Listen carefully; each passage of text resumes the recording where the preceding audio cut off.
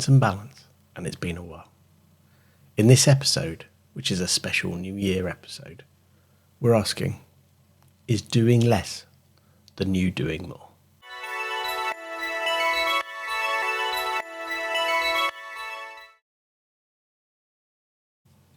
So welcome back. We're going to talk about doing less. Is it the new doing more? And I'm sure some of you are going to have comments and details to this. If you'd like to know more or leave a comment, please do hit the like and subscribe and leave a comment below. So the context of this episode is I'm recording it at the start of the year. I've just had a really good chunk of time off with my friends and family, and I'm feeling great. I'm feeling relaxed. I've had a really good balance of sleep and doing things that I wanted to do. I'm feeling recharged, ready to go. And I know that I've not been working during this time because I've had some time off. But actually, what have I learned during this time that I'm going to take forward to when I start working again and taking into my balanced life? So primarily, I'm going to start with what's this meant for me. This is going to be a very personal episode. And then actually what I think you can take forward or tips and tricks that I'd like to share. And as always, with productivity and focus and leading those balances of life, there's no right answer. There's lots of different ways, and what you've got to do is find what works for you. So let's start with, for me, why is this feeling different? And why has this come up over the holiday period? Well, firstly, I'm wondering why this isn't the normal.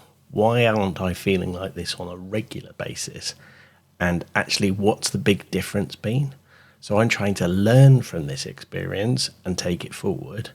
And also the fact that it's not just me that is in this position as well. There are also a lot of other people who are feeling in a very similar position at this time. So what's going on? What's changed that we can all learn from this? And I have to take into account that actually I am genuinely doing less at the moment. When you're on a period of annual leave, as I've been, one of the big to-dos in my daily life, work, isn't on. And not only is it not on, everyone else I work with is also not on at the moment. So therefore, there's not that external pressure of how many emails have I missed? What have I seen? What's going on? So is that really something I need to take into account as well? I think that is. But what it's taught me is holiday really is better than work. But what can I take into a regular week? And how can I be balanced and be realistic about it? And I think a big thing is aiming to do less and therefore achieving more. A huge satisfaction over the period I've had off is achieving the few things that I've set out to do. So instead of trying to achieve 10 things every day, I'm going to try and achieve less, and it will mean I'll achieve more of my to-dos. And also, I've built in realistic downtime. During this period off, I've had time when I've sat down, I've reflected, I've relaxed, I've watched some videos, I've read some books, and actually, I need to build that time into my life, because that's really important for what I'm doing and how I'm understanding how I am. So I need to understand that and take that forward. So what am I going to aim to do going forward? Well, to try and make this nice and simple and keep it quite minimalised in terms of the looking and detail, I'm splitting it into 3 real big areas. And these are the areas of my life that I'm going to try and concentrate on what I'm doing and how it works. So the first is home and family, and that's important that that's first. The second is my work, which is a sort of huge part of the working week, of the normal week. You're talking 40, 50, 60 hours, depending on how many hours. Some of you, that will be 80, 90 to 100. The third section is the self section, and for me, that's important that I have hobbies in there. A really interesting discussion about whether hobbies are value adding for individuals. For me, hobby is really important because my hobbies are what keep me relaxed, give me the creative juice to going forward, and give me that balance that I'm looking for. And I'm going to try and set each of my goals for those areas at about 80% of what I think they should be. for a couple of really important reasons. Firstly, will always underestimate how long something will take to do. So I'm trying to give myself that contingency by setting the goal a little bit lower. Secondly, I don't build in any time to fit and change from things. If you look at the calendar, when you set it up, it's always in like hour chunks and hour to hour to hour. There's no time in the middle of that. We know that's just not realistic, yet we do it to ourselves every day. So we're setting ourselves up for failure. I'm also not building in that downtime for recharging and refreshing. Even taking 10 minutes out to have a cup of tea to get a bit of fresh air. I'm setting myself up for failure. And if I'm setting myself up for failure, I'm not doing the right thing, even in the planning.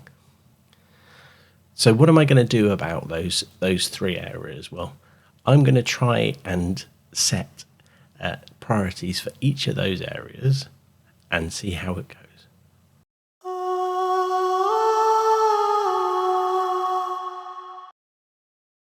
So how am I going to actually do this and set those priorities for each of those areas?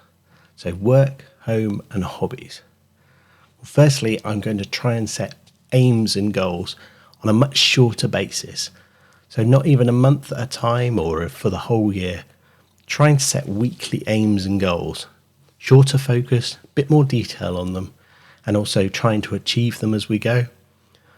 It also gives me the ability to reflect on them quicker and adapt them quicker to what's going on in the world, my life, and priorities. So although this isn't the first of those three, I always think that starting with my work priorities is quite an important thing, as it's the majority of my working week time. So I have a productivity system that I use for work to enable my to-dos, my tasks, my chasing list. And one of the big things is I'm going to try and update that to have a way of doing more by doing less. So being really clear what I'm doing and focusing on it. And for me, the big thing is email distraction. That little notification that you see in the bottom corner of the screen when an email comes in, and the pressure to, I should read it, I should see a bit more, I could answer it quickly and move on. I'm really bad for not focusing on what I'm doing and flitting between several things. So I'm going to turn off that notification. I'm going to do my emails in chunks of time. And then when I'm doing something, I'm going to focus on doing it and actually turn the emails off so I can be really clear of what I'm doing, have a clearer path to the end of the task, and be very focused on what I'm doing. I'm also going to upgrade my no filter for when I take too much on. We all do this. We take too much on, and therefore we struggle to achieve what we've set out. I'm fortunate that within the work that I do, I can control some of the things on my to-do list, and I need to be better at that and learn to control the to-do list by saying no to things when it's not the right time to do it. Now, for the second area, which is the home and family, I'm going to try and make sure that within that week, I'm ring-fencing some time for my family, some time for my daughter, which might seem like a really obvious thing, but I don't think I really did it when I was planning my time. I planned all my time in detail and never actually put that focus and time in, and therefore I was always struggling to fit it in. We've also got a 6-month-old dog, built some time in for the dog walking every day, and actually what I've done there is I've replaced my fake fitness goal that I know a number of us would have, with we're going to do more walking and exercise in detail. I'm not having a fake fitness goal this year. I know where I am and what I want to do fitness-wise, and actually I'm going to go for longer walks, out with the dog, visit places and see things. So that time's real now as opposed to fake. I think I never really realised how much I was deprioritizing family time by not putting it in the diary in detail, because it was always the thing that suffered. Now, it might seem a bit cold to you to have to plan to do things with the family and spend time with my daughter doing her homework in detail. But for me, it helps me be more organised and make sure it's a priority in my week. The third area is hobbies and selves.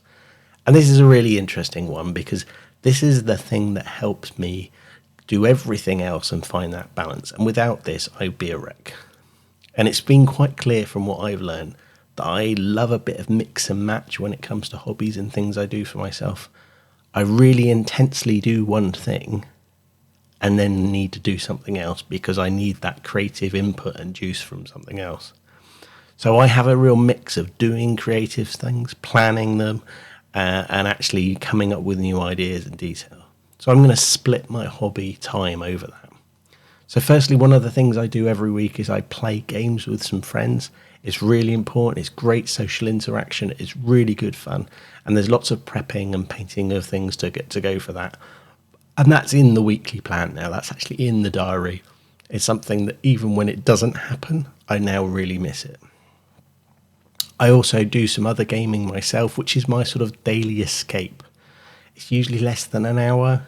It's the thing that really helps my brain switch off and helps me get that balance between work and family and home, or getting work out when it comes to the evening. I find that really important for the ability to switch off. So putting that in. Then I've got some creative hobbies in terms of some stickers, some creating of things, some planning for other games, some book writing, doing the podcast, listening to podcasts.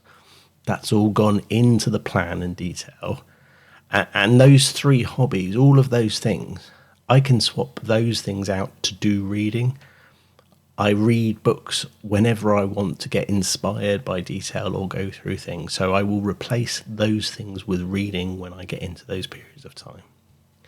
Now, for me, that's quite important because that's enough structure around things to keep me disciplined, but not too much structure that gets me bored or stuck in a rut. And I think it's important that because when doing that on a weekly basis, I can adapt to what's going on. And also I can adapt to key dates, key events. When we've got a weekend away, that's in the plan and detailed as opposed to I haven't planned it within the month. It also allows me to plan for something very simple, which is the weather and the day and the week and how things go. When things are dark, we do more things in. During the summer, we tend to go out more. Actually building that in is really important.